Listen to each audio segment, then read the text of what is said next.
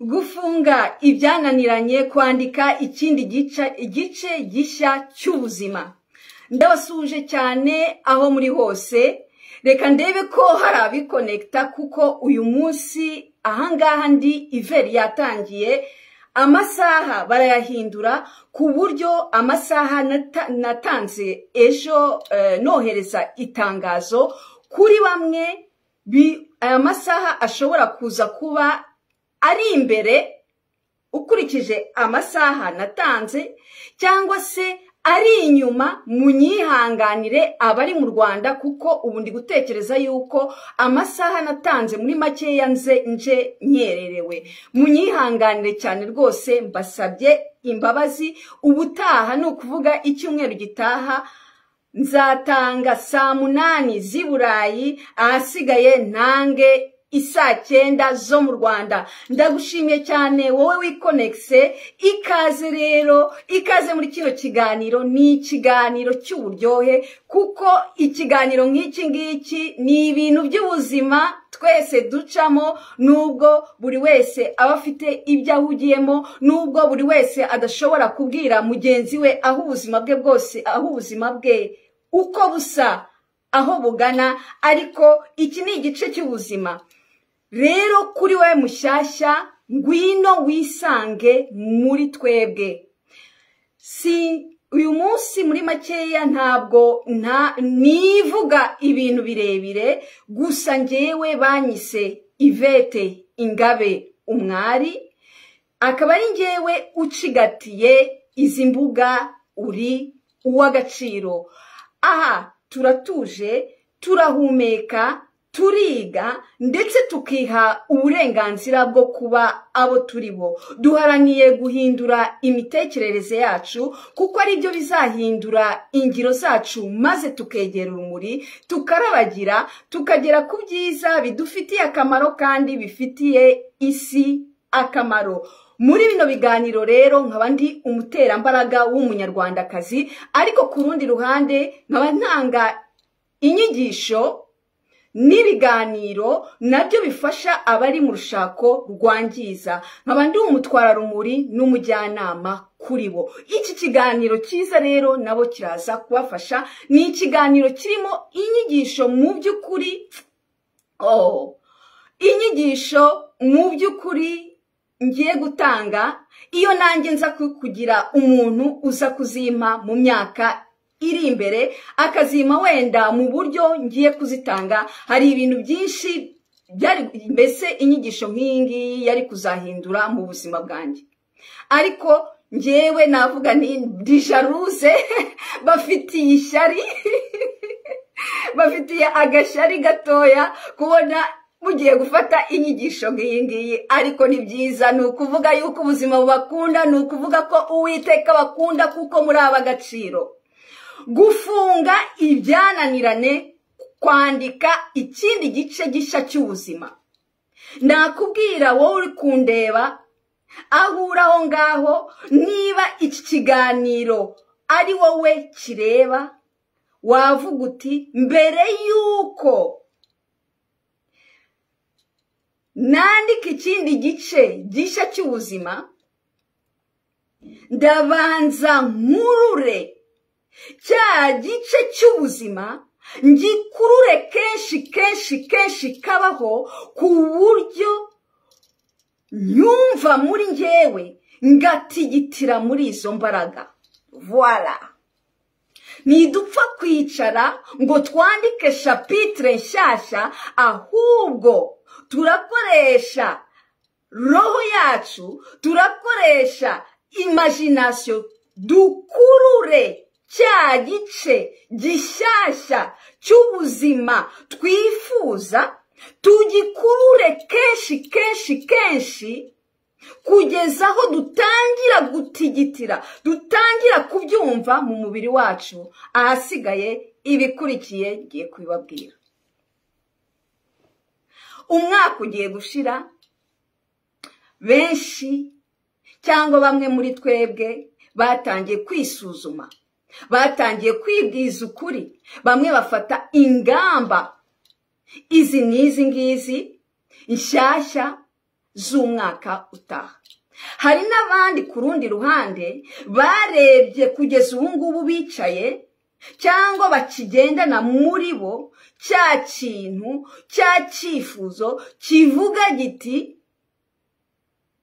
ibintu aho bigeze muri domene iyi n'iy'ubuzima bwanjye, ndi kumva ngomba gufunga iki gice cy'ubuzima, ngomba gufunga iyi chapitre, ahasigaye ngatangira chapitre nshyashya. Iki kiganiro ni mwebwe nje kugiha. Mushimire ubuzima, mushimire Uwiteka. Niba mwizera Uwiteka arabakunda, ni ukuri. Iyo ugeze rero kuri uru rwego rw'ubuzima, nakubwira nti ufite uburenganzira. Ufite uburenganzira bwo gukora ubuzima bwawe ukabuha ya mabara yose mu buryo roho yawe yifuza, mu buryo wifuza. Kuko ubuzima ukora, uburyo bukoramo, ntabwo ukwiye kubukora ukurikije abo hanze, ukurikije wa mugenzi wawe, ukurikije ababyeyi bawe, ukurikije abana bawe, ukurikije umuryango uturukamo, ukurikije ibyo ubona byose byo hanze. Ubuzima, icyo gice ugiye kwandika cy'ubuzima, uragikora, uragiha amabara mu buryo bwawe roho yawe yifuza, mu kuri kwawe. Kuko realite ni iyawe, ntago realite ari mbese uko ushaka gukora ubuzima bwawe, ntago realite ari ya mugenzi wawe. Urakora ubuzima bwawe mu buryo bwawe, nk'uko roho yawe ibikubwira. Utabikoze gutyo, ni hahandi ubona uhora wirukanka umuntu ameze nk'akarobo, ahora akora akopera hariya, aza akora akopera hariya, aza akora agakora rwana kugira ngo agire ubuzima nk'ubwa kanaka. Ibintu bidashoboka, kuko n'impanga ubwazo niyo zivuye mu ntuze bazibyaye zikava mu nda ya mama mu mubyeyi wazo, wenda zinasa zikagera hanze zigakura, ntibishatse kuvuga yuko zizagira ubuzima bumwe. Bishatse kuvuga yuko nawe aho ngaho uri, ntibishatse kuvuga ko uzagira ubuzima nk'ubwa mukuru wawe cyangwa uzagira ubuzima nk'ubwaho uturuka. Ni ibintu bitandukanye. Ufite inzira yawe waremwe ukwawe mu buryo bwawe. Niyo mpamvu ubuzima bwawe ugomba kubona mu kuri kwawe, ukabuha ya mabara yose uko ubushaka. Nta kibazo niba kugeza uyu munota waricaye mbese hari ibintu wakoze ukabikora gutya na gutya ntibigende neza, ukaba waracitse intege. Ce n'est pas grave. Kumva ko wacitse intege si bibi. Ihuze n'ayo marangamutima aho uri, wihuze n'icyo kibazo, n'iyo chapitre y'ubuzima wanditse, uyireke igaruke, wumva izo emotion zikugarukamo. Ese niki? Ese n'agahinda? Ese nuko gucika intege? Ese n'umujinya? Ese nize emotion zihari? Ubanza uzireke zisohoke, wiha uburenganzira bwo kubanza uzumve, ntuzifungirane muri wowe. Nurangiza ahubwo muri aho ngaho wumva bitagenda neza, wumva byazambye, wumva wacitse muri uko gucika intege, wamaze kwiha uburenganzira bwo kwikonekta nawe, bwo kumva izo emotion, mbese ayo marangamutima aturuka muri iyo chapitre ugiye gufunga, washyizemo imbaraga, ugashyiramo energy zawe, mbese ugashyiramo n'igihe cyawe, ukabanza ugomba kugaruka, ukabanza ukibwiza ukuri, ukabanza ukumva ayo marangamutima, akagira agasohoka, ahasigaye noneho aho ngaho ni ukura imbaraga, wibaza uti niki gituma, niki cyatumye nkora ibyo nakoze, niki gituma nkora muri buno buryo nkoreramo. Iki kibazo nkunda kukibaza mu biganiro byashize bigera kuri 3 bishize.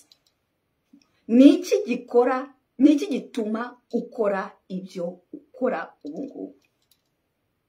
Naho ngaho kuri iyo chapitre wakwibaza uti ugiye gufunga, niki cyatumye nkora biriya nakoze? Noneho ukongera ukibaza uti ese ahubwo iyi chapitre nshyashya y'ubuzima ngiye kwandika, niki nifuza koko mu by'ukuri? Niki roho yanjye mu by'ukuri yifuza?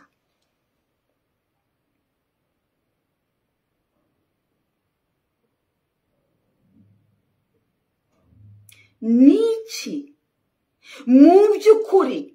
Si ubwonko mubajije, niki mu by'ukuri roho yanjye yifuza? Irifuza urukundo, irifuza uburenganzira mu yihe domene? Ni ukuvuga yuko urashaka domene, ni izihe domene wumva wifuza kugira icyo wahinduramo?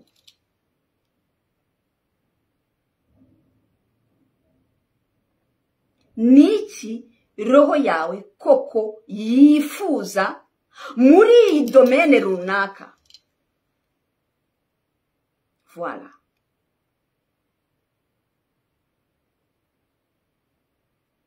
Hari n'abandi noneho bagera mu gihe barimo kugira kwibaza ibyo bibazo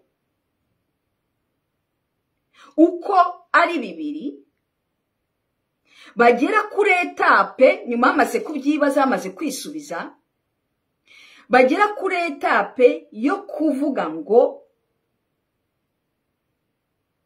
ni ibihe bintu noneho nkora. Iyo ni muri domene yo guhindura ushaka ibyo ukora, uri gukora muri kino gihe, muri iriya chapitre, biriya wakoraga bimaze kukunanira, kukurambira, uri gushaka noneho ikindi kintu ugiye gukora. Ni ibihe bintu nkora iyo ndi kubikora ngata mbese sinsobanukirwe ko igihe kiri kugenda, sinsobanukirwe na espace kugeraho nibagirwa na espace ndimo. Voilà. Iyo atushije icyo kintu, nshuti yanjye, uba hari ahantu ubukoze. Iyo amaze gusobanukirwa ibintu ukora, mbese ntiwibuke niba ari 6:00, Ivete sinibuke yuko ibyo ndi gukora ubu ngubu ari 9:00 cyangwa ari 10:00, sinibuke na espace ndimo ngatwarwa, aho hari ahantu uba wageze. Nicyo nifuriza umuntu uza kureba iyi life. Icyo kintu nugisobanukirwa, uzagende wifokalize kuri icyo kintu.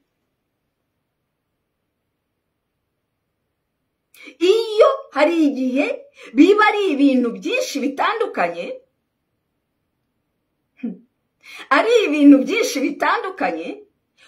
urifokaliza kuri kimwe, kuri icyo ngicyo roho yawe yahise, kuko uko ndi kubikubwira, uko uza kureba iyi life kongera ukayisubiramo, nushaka uze kongera usubiremo ahantu ndi kukubwira, wumve muri wowe ni ikihe kintu ukora. Iyo uri kugikora wibagirwa igihe, ukibagirwa na espace yahuri, ku buryo baza bagakomanga, ku buryo wibagirwa na rendezvous zindi zazikurikiyeho.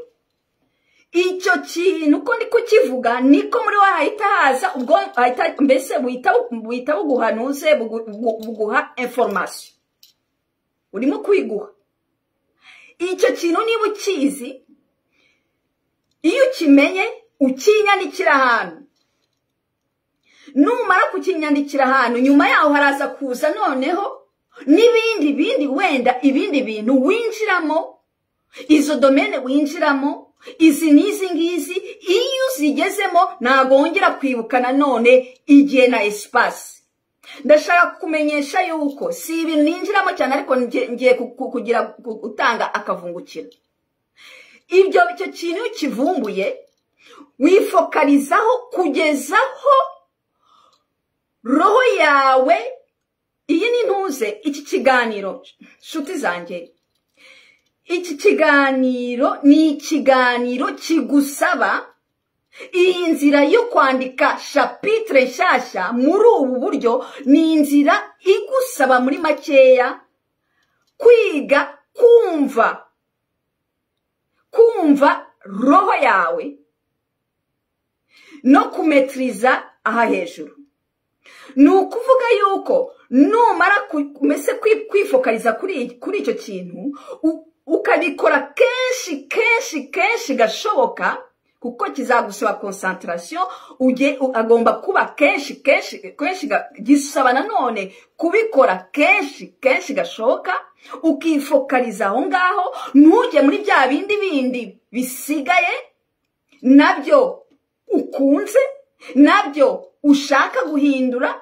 Nyuma roho yawe igihe nikigera uzagenda ubimenya, kuko roho yawe izagera aho ngaho mbese wumva utagifite ubushake bwinshi bwo kwifokaliza kuri ibyo bintu, bise nkaho urugendo mbese nabyita ngo iki, urugendo rutangiye kurangira, ahasigaye roho yawe itangiye kugukundisha nanone na ya domaine yindi, kugukundisha nanone hahandi ugomba guhindura. Kuko ibi bintu byose ntushobora kubikorera icyarimwe, ugomba kubanza kwifokaliza kuri kimwe, kuko nutifokaliza ku kintu kimwe uzaba muri byose, ntagire n'ahantu na hamwe uzaba. Ni hahandi ubona umuntu yatangiye ikintu umwaka umwe, imyaka ibiri, umwaka wa gatatu ukajya kubona ukabona yagiye mu kindi, cyangwa ukabona ari kugenda ahindura. Ubwo muntu yifokaliza kuri icyo kintu kimwe ashaka guhindura, icyo kintu kimwe mbese nabyita ngo iki gihise kimuzamo, ukakifokalizamo igihe kirekire. Mwari muzi, ndashaka kubaha urugero. Muzarebe umwanditsi iyo yandika igitabo, umwanditsi mwiza wandika nk'igitabo cyigisha abantu, cyangwa igitabo kindi cyiza, iyo yanditse chapitre ya mbere akaba agiye kujya kuri chapitre ya kabiri, agenda avana muri chapitre ya mbere ibintu bya ngombwa, akagenda avanamo utuntu twa ngombwa aza adushyira muri chapitre ya kabiri, kugira ngo wa muntu uri gusoma igitabo bitazamurushya ajya kongera gusoma chapitre ya kabiri, ahubwo azasobanukirwa neza mu gihe ari gusoma munuze chapitre ya kabiri, abashe gusobanukirwa neza ndetse akunde n'icyo gitabo. Uwo mwanditsi aba ari umwanditsi mwiza koko, akura muri chapitre ya mbere ibyangombwa cyane ashaka yuko uzamenya bikomeza muri chapitre ya kabiri, bikabaha noneho chapitre ya kabiri puissance. Nawe rero iyo utangiye kwandika gushaka uvuga uti ngiye gufunga ibyarangiye, ngiye kwandika ikindi gice cya kabiri, ni ukuvuga muri makeya yuko ntabwo natangiye mvuga yuko urabikurura. Niba tutatangiranye uze gutangira iyi life wumve, navuze yuko mbere yuko wicara ngo wandike igitabo cya mbese chapitre ya kabiri, urabanza ugenda uyikurura umunsi ku wundi kugeza aho ya chapitre ya kabiri imagination uyishushanya neza kugeza kuri plan final, ugatangira energy gutigitira muri izo mbaraga. Aho niho noneho wicara ugafata rwa rupapuro rwawe cyangwa kagakayi kawe keza, ahasigaye ukibaza biriya bibazo bibiri namaze kubaza bivuga biti niki gituma nakoze ibyo nakoraga kuriya, niki roho yanjye noneho yifuza. Ubwo uri kumva yuko niki gituma nakoze ibyo nakoraga, uraba ugiye muri chapitre ugiye gufunga. Ni ukuvuga yuko urabasha kwihuza mu by'ukuri, uricara wibwiza ukuri, ufunge wibwiza ukuri, usubire inyuma ufate iyo dosiye yawe, iyo chapitre yawe ushaka gufunga wihuse, uyifungure, urebe ibyangombwa ibyo wizemo, usobanukirwe impamvu wakoze ibyo wakoraga. Numara gusobanukirwa ibyangombwa, inyigisho ukuyemo uzaza uyijyane, izagufasha mu buzima, mbese muri iyo chapitre yindi ugiye kwandika. Ntago ari ugupfa kuvuga ngo, niyo mpamvu babwira nshuti yanjye iyo nza kubona ikiganiro nk'iki ngiki nanjye ari ibintu byinshi biba byarandinze. Ntabwo ari ukuvuga ngo ngiye kwicara gusa ndandika gutya na gutya. Urandika, ushobora kwandika ariko ntibijye mu bikorwa, kuko ugomba kubanza plan final, ugomba kubanza kwigira mu mutwe, ikaba kuri wowe ku buryo utangira kuyitigitira mutari wayijyamo. Aho niho noneho utangira kwandika etape par etape, ahasigaye ugahitamo domaine iyi ningiyi niyo shaka guhindura, kandi ndakora ubuzima muri realite yanjye, atari iyo bayivete bavuze, atari iyo ababyeyi bavuze, atari iyo abaturanyi ko mbabona n'ibyo bafite. Ndabikora mu buryo bwanjye roho yifuza.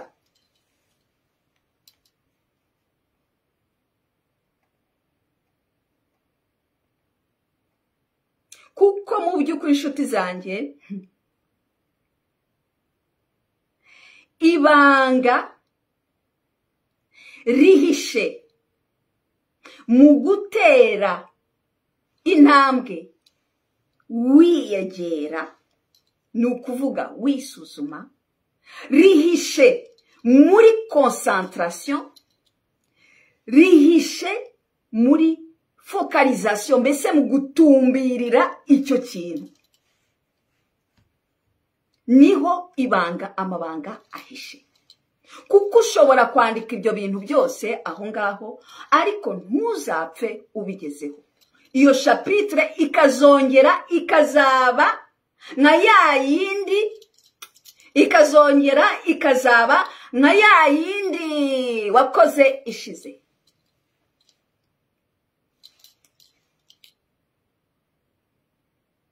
Si ugupfa kwandika gusa, hagomba icyo bita gushikama, hagomba kuba icyo bita attention, aho ni hahandi noneho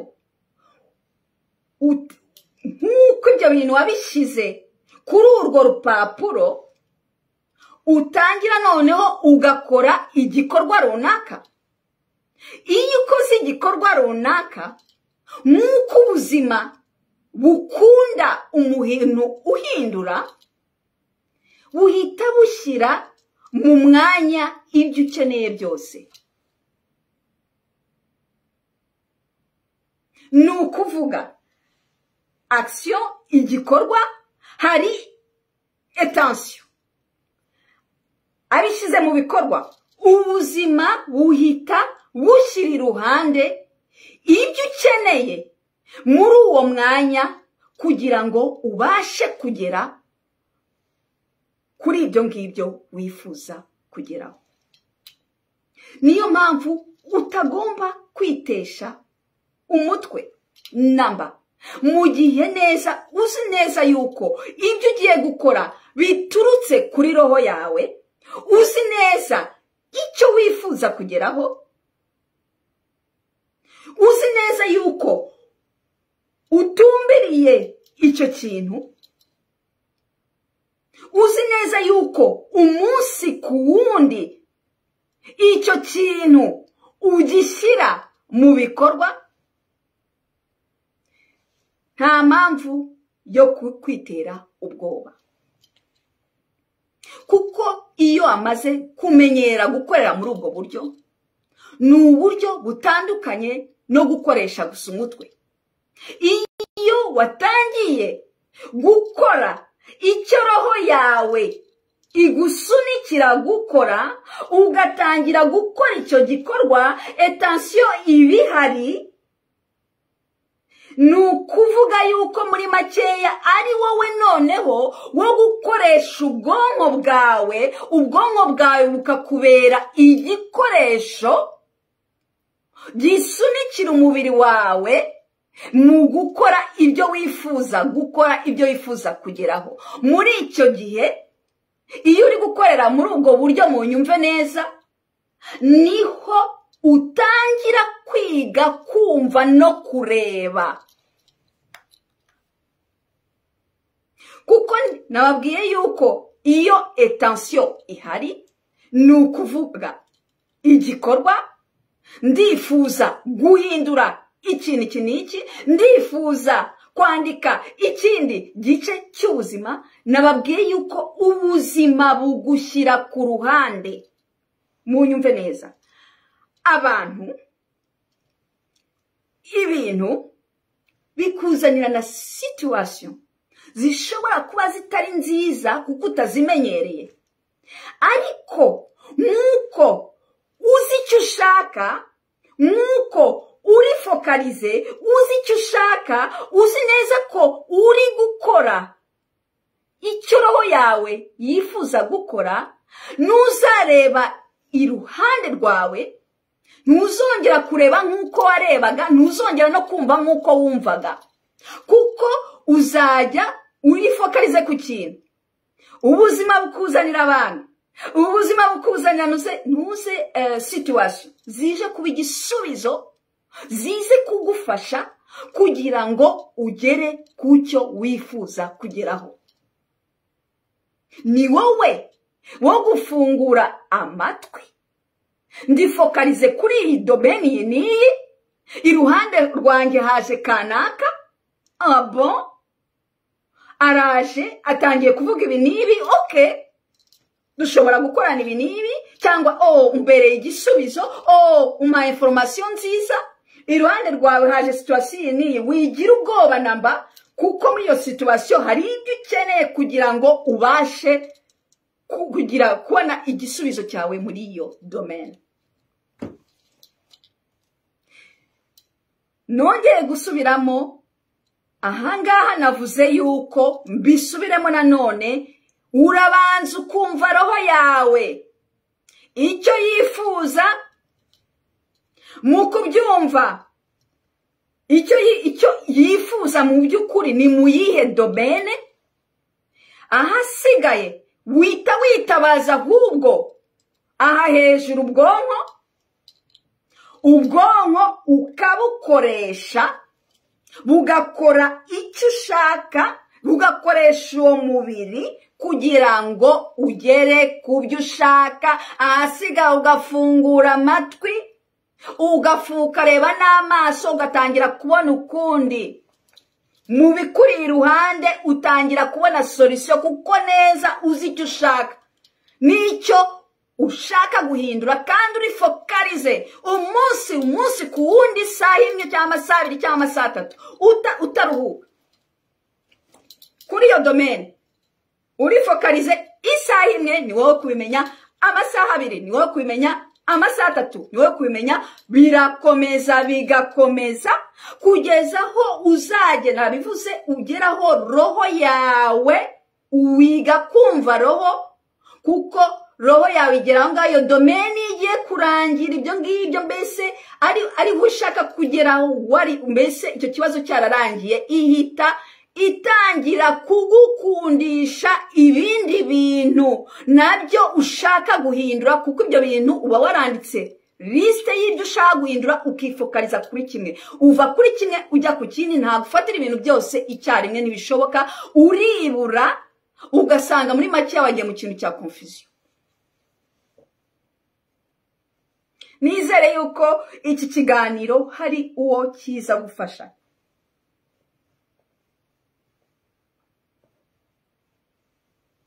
nshuti zanjye,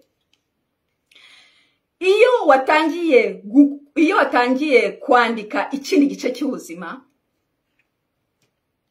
mu gihe wamaze kwandika ibyo bintu byose wabishyize ku rupapuro, ibyo ushaka guhindura mu buzima, mu gihe watangiye kuvuga uti ejo nzatangira kuri iki ngiki, nicyo ngiye kwifokalizaho kugeza igihe kirangiye, ugomba kunshyirira mu mutwe wawe yuko ntacyo ngomba, ntacyo bagomba, ntacyo nkugomba, ntacyo ngomba. nta bisobanuro bishatse kuvuga ngo nta bisobanuro ngomba bw'ukuri gukora ubuzima bwawe, nta bisobanuro ngomba bw'impamvu wahisemo gukora ikindi, gufunga ibyashize ugahindura ahasiga, mbese ugahitamo kugira gufungura ikindi gice cy'ubuzima gitandukanye n'ibyashize. shyirira mu mutwe wawe uti, ubimanikire, nushaka ubimanikira ahantu uti, ku buryo uzajya ubasha kubibona uko ubyutse mu gitondo, uhanyandikira uti ntacyo mbagomba, nta bisobanuro nkugomba. ubundi wandike munsi uti, kugira ngo uhindure imitekerereze yawe. ahasigaye unyandikire munsi uti, mbere yuko nsubiza ibyifuzo byawe, ndabanza gusubiza ibyo roho yanjye yifuza. mbere yuko nsubiza ibyifuzo byawe, ndabanza gusubiza ibyo roho yanjye yifuza. ibyo bintu bibiri ukabinyandikira ahantu. niba udashaka kubyandika, urabifata mu mutwe mu gihe ugiye gutangira gukora chapitre nshyashya y'ubuzima. kubera iki?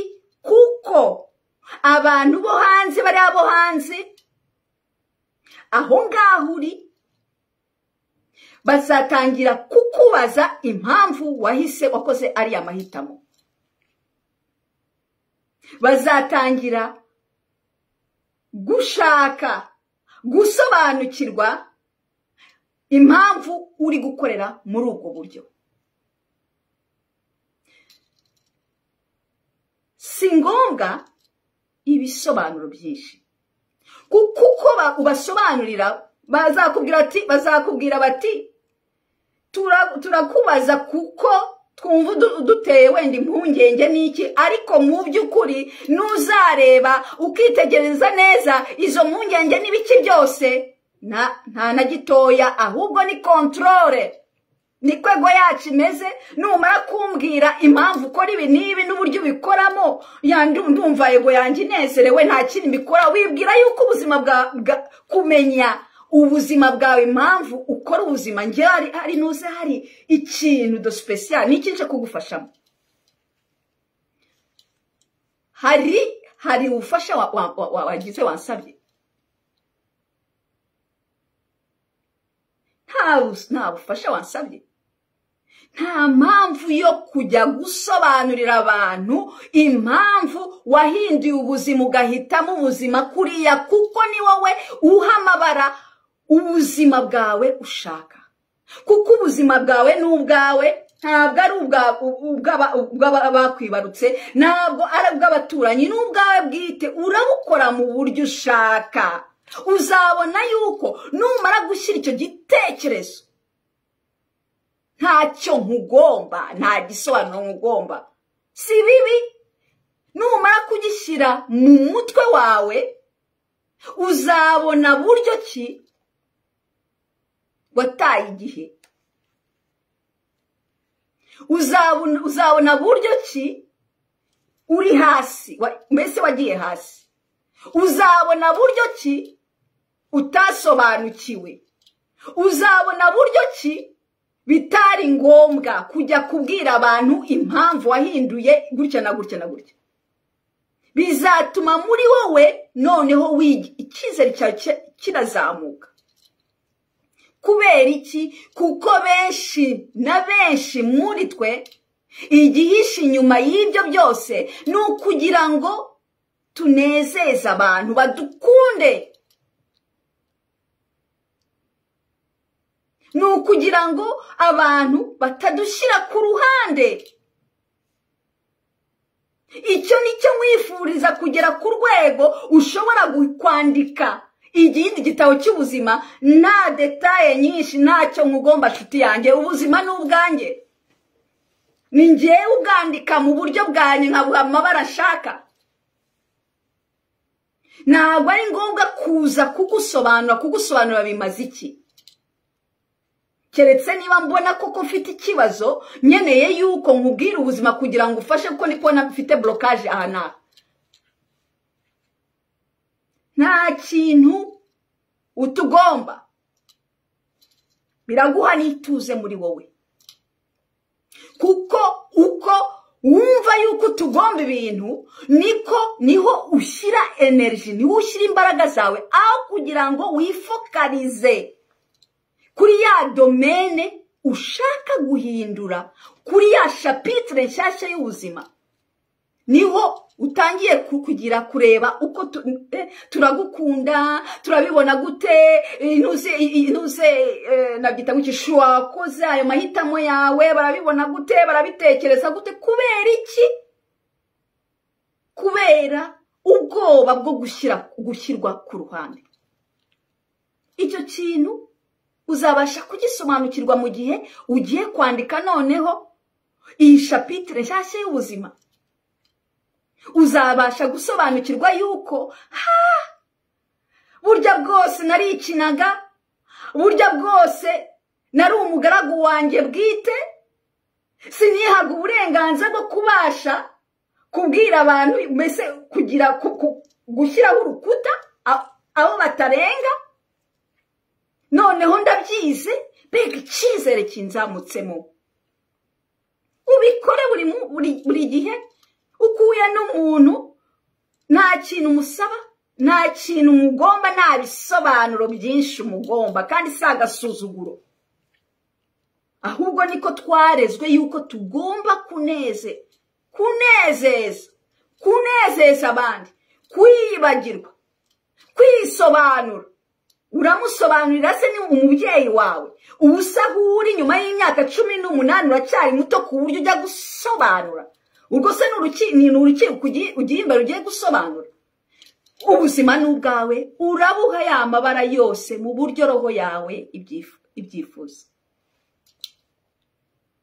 Ahasigaye ubanze ugende usubize ibyifuzo byawe nk'uko roho yawe ibyifuza. Ubanze ubisubize, nyuma urebe muri wowe niba koko ufite icyo gihe, niba koko roho yawe ibishaka, ufite ubwo bushake bwo gusubiza ibyifuzo byacu. Nta muhati urimo, ufite umwanya, roho yawe irabyifuza mbese atari uguhaguruka ngaho bimeze gutya, ngiye guhita afasha, ngiye gukora gutya na gutya, ngiye gukora gutya na gutya. Wakwibaza iyi mikorere, iyi mitekerereze ituruka hagana hehe? Yuko ndi tayari yo gufasha abantu bose, nibagirwa ibyifuzo byanjye ngewe roho yanjye, mu gihe roho yanjye iri kumbwira ati Ivete urananiwe, Ivete ufite chapitre nshyashya uri kwandika, ifokalize kuri ibyo. Oya, nagiye muri byose, nagiye gufasha gutya na gutya, nagiye gutya kana karabye kana gutya na gutya. Kubera iki? Kubera nanone ubwoba bwo gushyirwa ku ruhande. Ntibazankunda, ndasabiriza urukundo mu rwego rwo hejuru. Urarusaba nde? Rwisabe, isubiriza ibyifuzo byawe, wikorere iyo chapitre nshyashya pore. Imbaraga nziza ziragushyigikiye kandi zikurimo.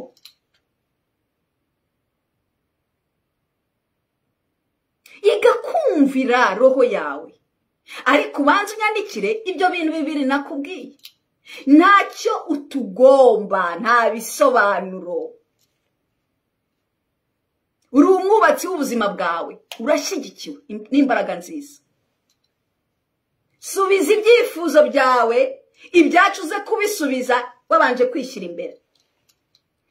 Numara gukorera muri ubwo buryo, wamaze gushyira ibyo bitekerezo bibiri hano, uzaza umbwira nyuma y'intuze, nyuma y'igice cy'umwaka aho ugeze wowe nk'umuntu, aho ugeze unandika mbese ukora ubwo buzima bwawe.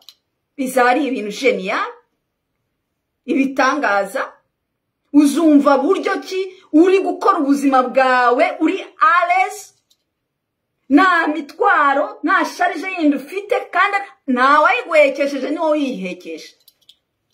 Iturize, ushyire ibyo bintu mu mutwe, ukore biriya bintu niba ubyifuza nk'uko nabikubwiye.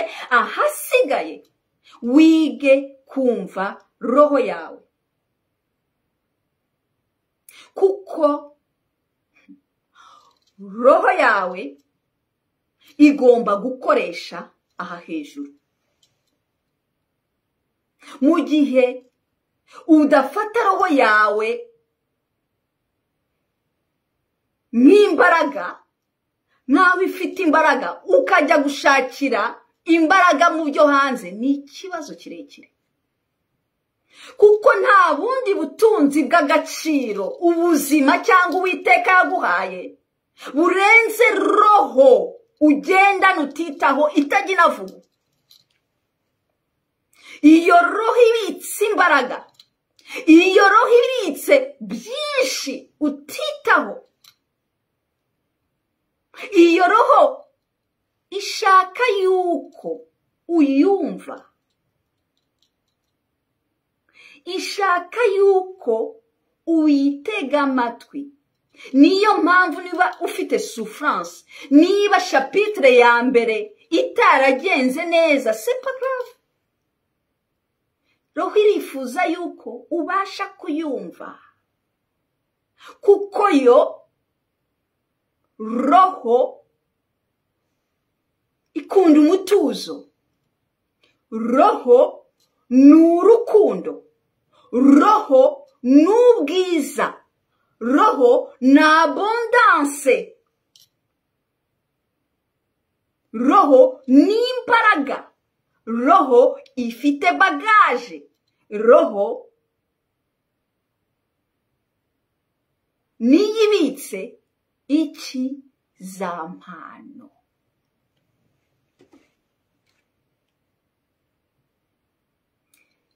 Garuka kuri roho yawe, irifuza yuko ureka ikagaragaza amabara yayo yose, irifuza yuko urema. Uzarema gute utabasha kuyumva? Uzarema gute ukorera mu bwoba bw'uko bazabona by'iki n'iki n'ibiki?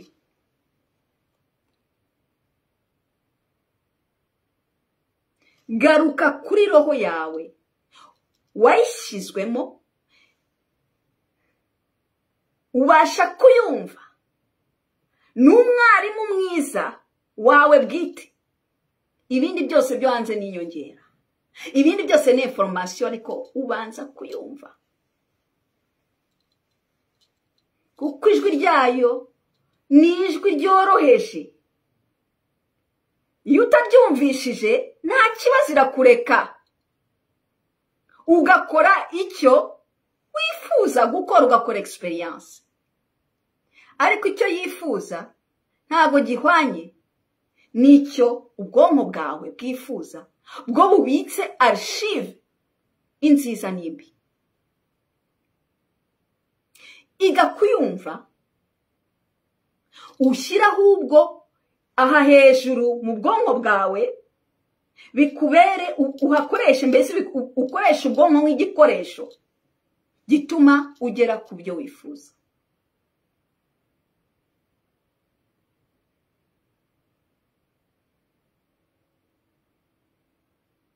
Nk'uko navuze ngitangira, navuze nti iga kumva, iga kubona. Kuko muri ubu buryo ndi gusobanura, nzi neza yuko niba koko wifuza gukoresha buno buryo, uziga kubona ukundi, uziga kumva ukundi, kuko uzaba uri focus ku kintu kimwe. Icyo kintu gusa nk'uko nabivuze, kuko uba uri ntuze, mbese hari igikorwa, hari attention, ubuzima bushyira hamwe ibyo ukeneye byose. Ni wowe kubasha abaguhise iruhande, situation iyi n'iyi ngiyi, kubera iruhande, ibyo ubona, ibyo wumva, ni wowe kugenda ubasha kuvanamo ibyo ukeneye, ukabasha gukoresha hejuru, ahasigaye ukagera ku cyo wifuza. Ntibizagutere nabyita ngo ubwoba cyane. Abo hanze bazagutera ubwoba, bakubwira yuko wenda ibyo ngibyo uburyo uri gukora atari uburyo bumenyerewe, cyangwa bakubwira yuko iyo atari sezo, atari igihe cy'ubuzima cyo gukora ibyo bintu urimo gukora, cyangwa n'ubwonko bwawe ubwabwo buzakumvisha buryo ki wasaze. Kubera iki? Kuko utamenyereye iyo mikorere yawe.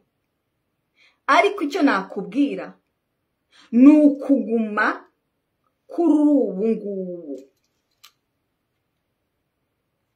Kuko iyo ugumye kuri ubu ngubu, kuguma kuri ibyo ngibyo uri gukora watangiriyeho, ukabikora kenshi, niho haturuka imbaraga. Izo mbaraga nziza zituma noneho ubasha kugira indi mitekerereze myiza, ukabasha noneho gukomeza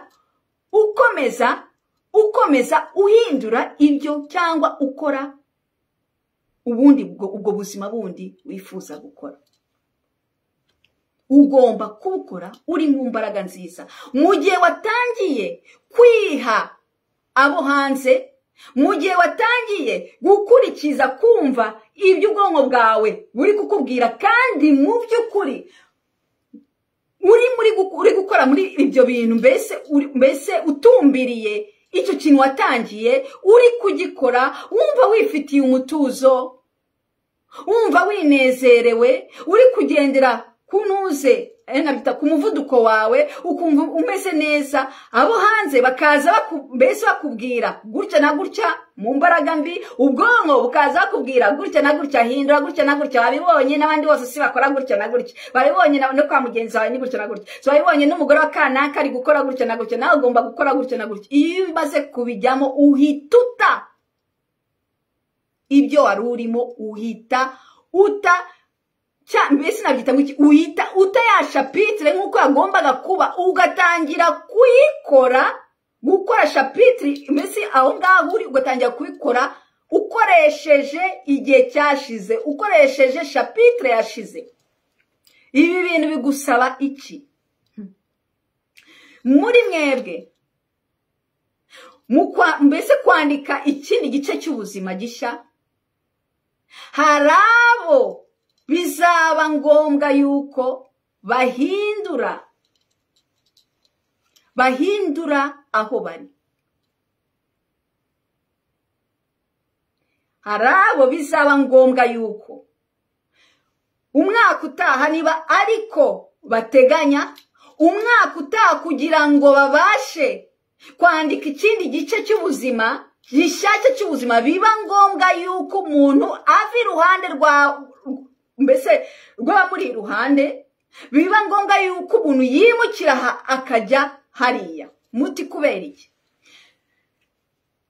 Mfite urugero, sinzi muri mwebwe na mwarabonye uburyo ki abantu bamwe mbese umuntu wanyweye ibiyobyabwenge igihe kinini agashaka kubivaho. Iyo ashatse kubivaho, sinzi aho muri uko bigenda, icyo nzi cyo nuko bamujyana ahandi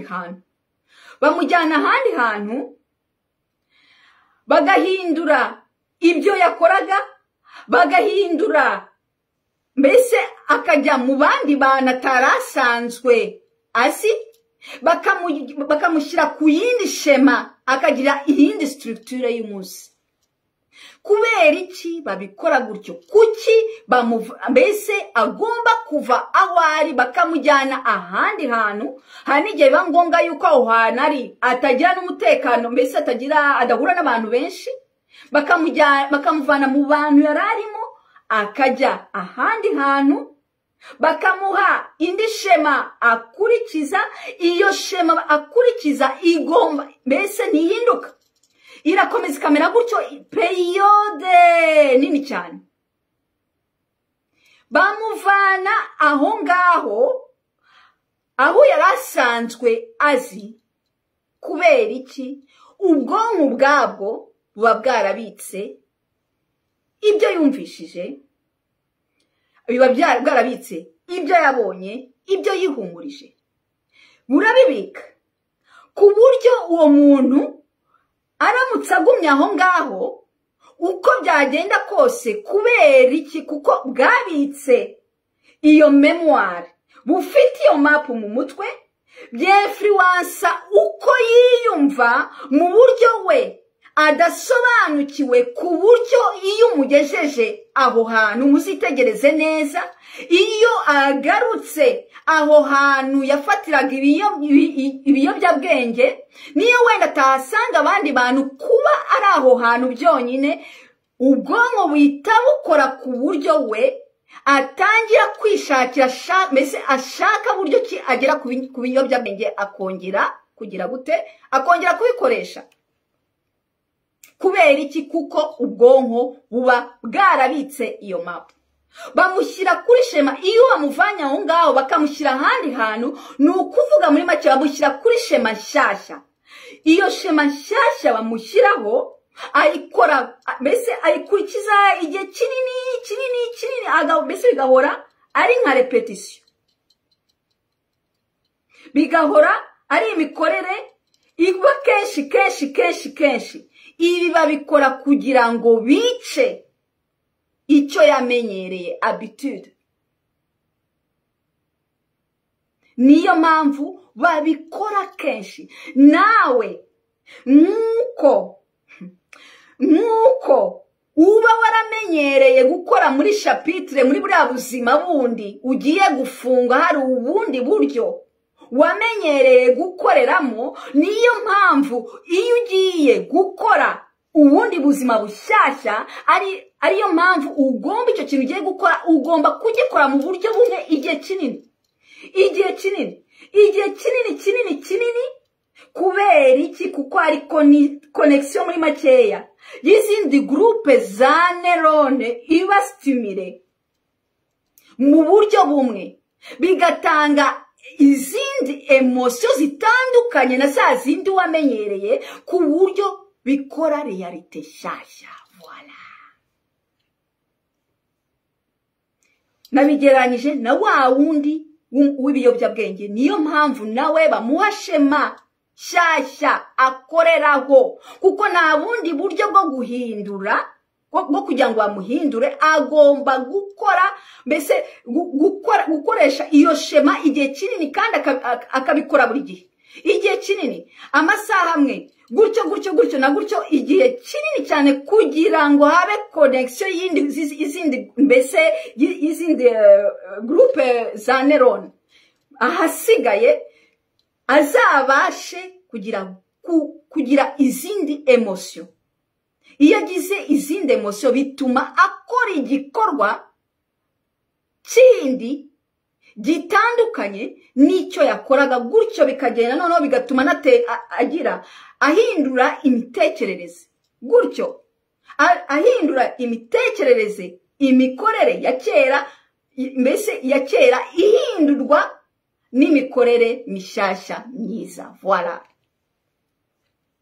nawe rero ibi niko bigomba kugenda. Wese uri umunywi w'urumogi cyangwa uruwi w'amadroge, ariko nagira ngo ubwire ko uburyo bwo gukoreramo ari bumwe. Ugomba kwifokaliza aho hantu kugezaho roho yawe ivuze, mbese kubwira ati wararangije umurimo warawukoze, noneho jya kuri iyi domaine. Ariko kugira ngo ubigereho ni ukuvuga ko ugomba gukora kenshi kugira ngo uhindure umubiri wawe, mbese ayo marangamutima ari mu mubiri wawe ahinduke, ukore ubuzima bushyashya, bitazamera nk'ubuzima kuko nujya gukora mu buryo nk'ubwo wakoreyemo kera, bizakora amarangamutima, uziyumva ukundi, uziyumva nk'uko wari umeze kera. Ahasigaye bitume ukora ubuzima nk'ubwo wari ufite kera, kandi siko bigomba kugenda. Ugomba kwiyumva ukundi. Niyo mpamvu bamwe muri mwe bitazabashobokera, kubivuga, bitazagushobokera kuba wahindura ukagira mbese iki gice cy'ubuzima ugiye gutangira kikazakubera ukundi kurusha uko cyari kimeze, utabashije kuva aho ngaho uri, kuko aho ngaho uri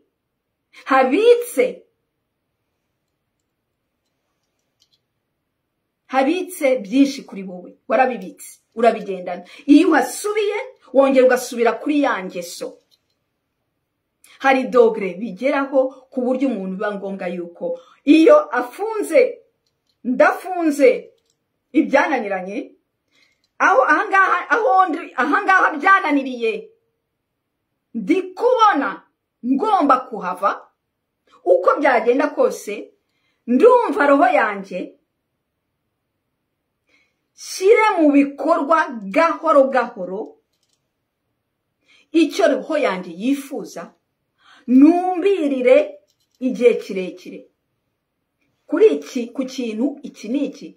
Ubuzima burankunda, imbaraga zindimo, mfite icyizere cya roho yanjye, ndashyigikiwe, ubuzima burankunda. Hanze buzanzanira situation, buzanzanira inshuti, buzanzanira kubona ibindi bintu bizamfasha noneho gukora wa wundi nigitiramo, wa wundi ndeba, sinshidikanya namaze kumugira nabyita iki, kumuzuminga mu ndimi zanyu, kumukurura ku buryo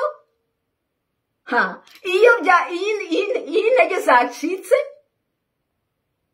batangiye kunshyira hasi, aho ibitekerezo bibi nanjye byanjye byatangiye kugaruka, ku buryo nongera nkamukurura, mwongera nkumva nigitiye muri za mbaraga, ngakorera noneho mu mbaraga zirengeje ziri kuri nivo y'aho ndi. Nshuti zanjye, nagize amahirwe mu buzima, amahirwe mu buto bwanjye yo kogera ahantu mu bantu numvaga, nabonaga yuko byose bishoboka. Na excuse nizo mbaraga nogeyemo, na excuse yari hari yo kutagera ku cyo wifuza. Nogeye mu mbaraga zivuga ngo uragerageza rimwe, kabiri, gatatu, uriha uburenganzira bwo kugerageza, ariko birananiranye.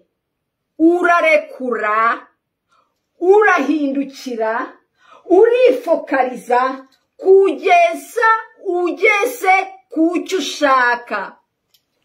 Nagize amahirwe yo kogera mu buzima bwanjye mu mbaraga nk'izo ngizo, n'umugisha byaramfashije cyane. Bishatse kuvuga yuko nshuti yanjye, kugira ngo uhindure, ukore ubuzima bushyashya, ugomba kumva yuko bishoboka.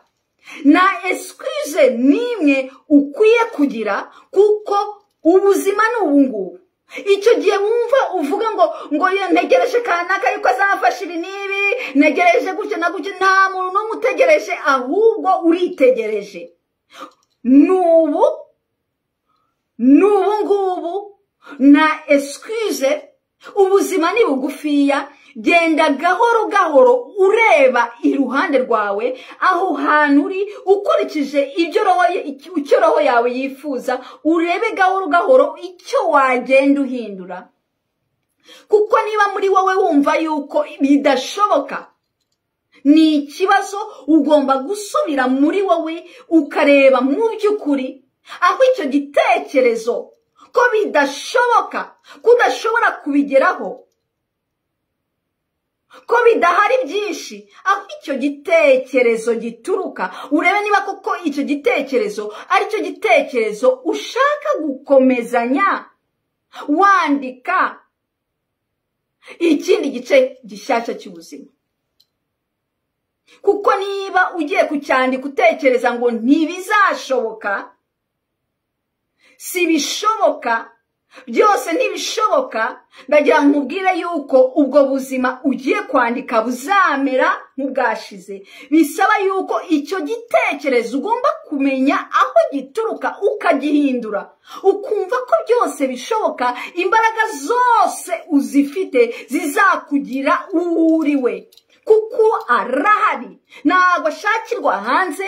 Uriwe arahari, ahubwo ni ukugenda umunsi ku wundi ugenda ukuraho ibitari ngombwa, kugeza aho ugeze ku rumuri. Nagize ayo mahirwe, icyo kintu cyaramfashije cyane mu buzima. Numva ari ikintu rwose cyankuyeho, nabyita guki, cyatumye roho yanjye ituza.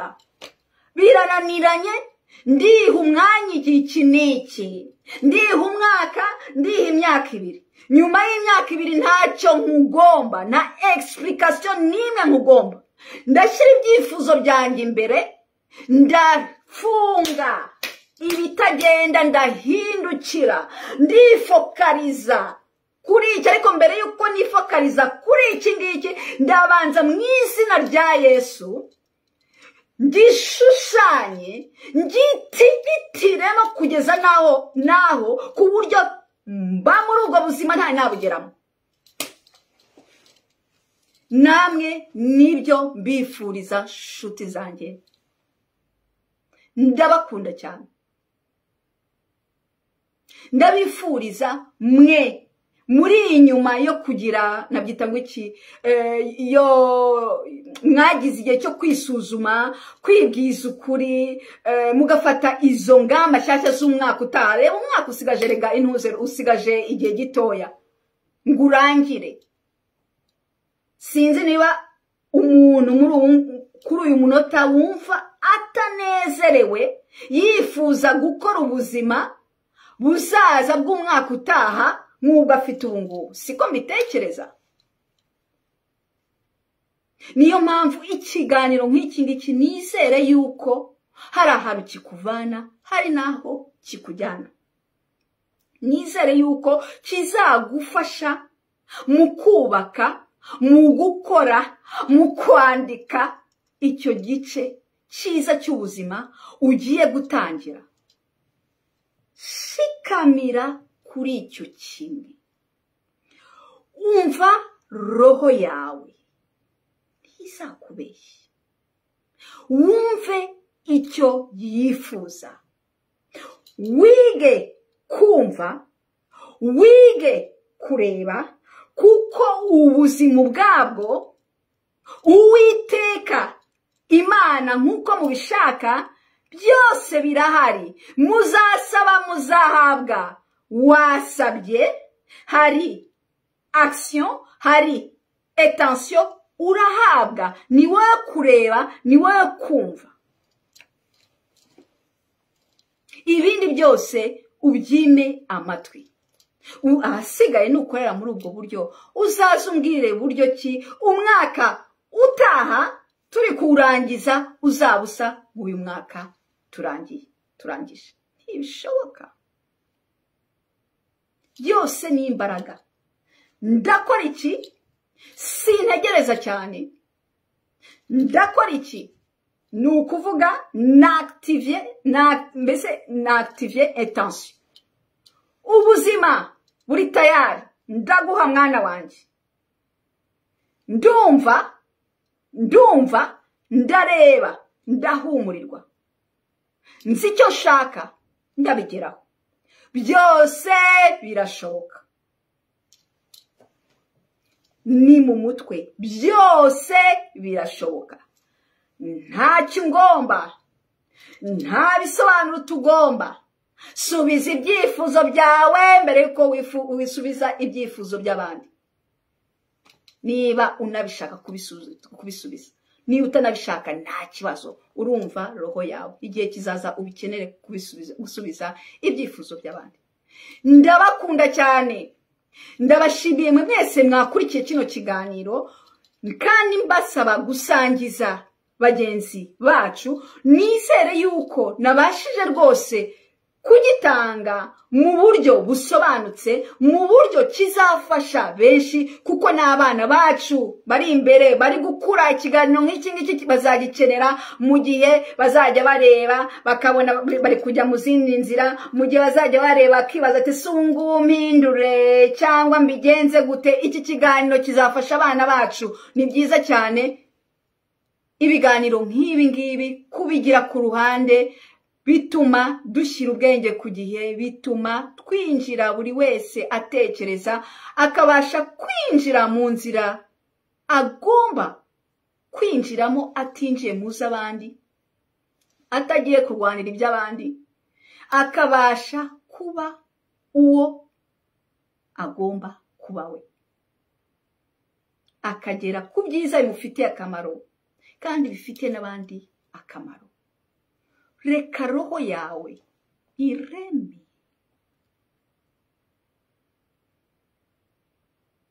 reka roho yawe igaragaza ayo mabara yose igakuyumva ciao